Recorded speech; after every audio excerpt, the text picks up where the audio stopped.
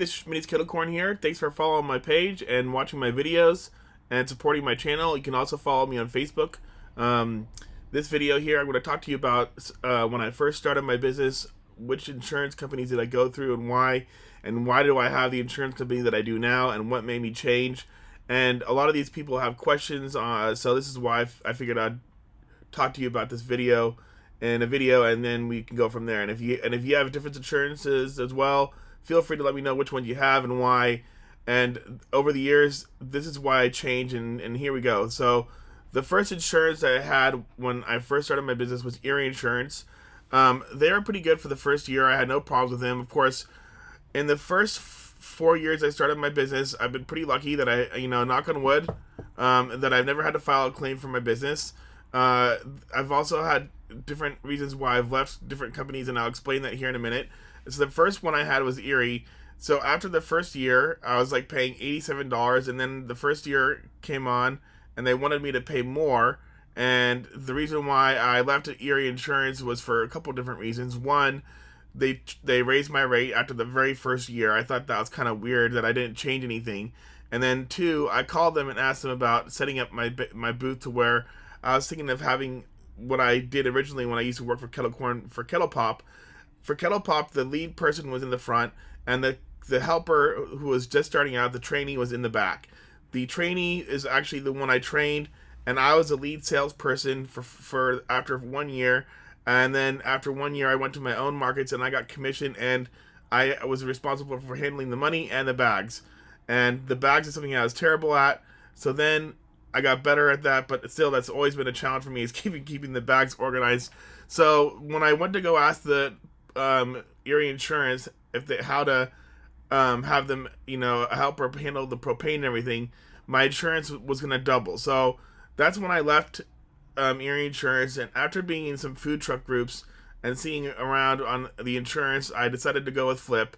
I had Flip for about 3 years now, and I had no issue with Flip. The only drawback is that Flip is strictly online. So if you have a disability, I'm disabled.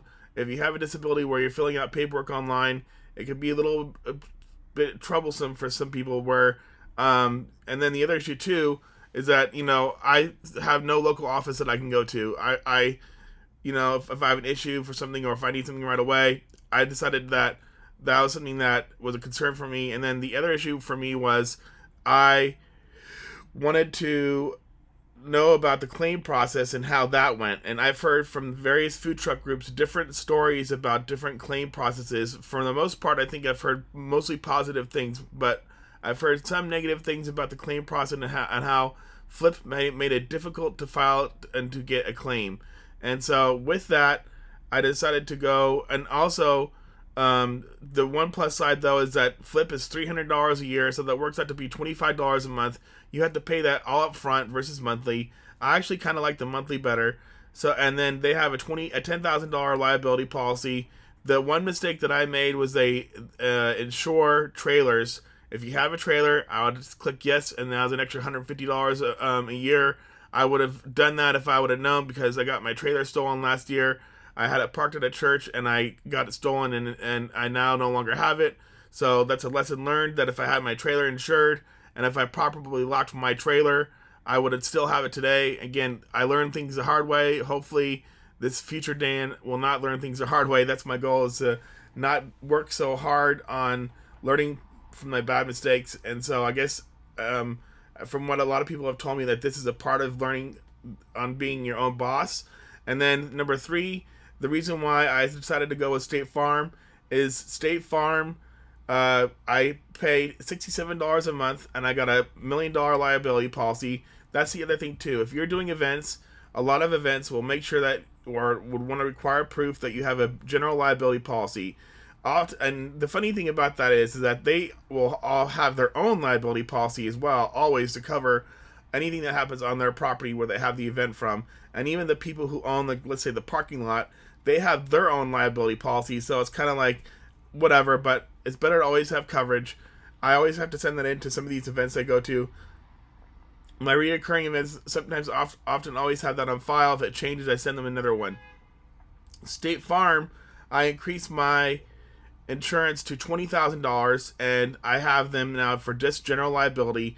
I wanted to have them cover my insurance for my car, but they wanted too much money. They wanted like $500 or more a month for commercial liability, and I thought that was insane. And then with Geico, I had Geico commercial auto policy, and what really kind of ticked me off with them is that they wanted $250 a month for commercial liability, and the insurance company I went through was Progressive, and now it's $150 a month. So, I would say, if you have, a business that you're just starting out on, I would say go with Flip. I had no problem. It was pretty easy, and I decided to go with $67 a month with State Farm.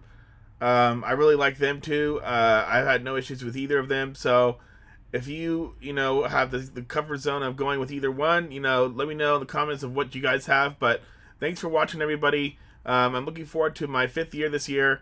I'm already having a lot of requests for repeat events from my events that I've done last year.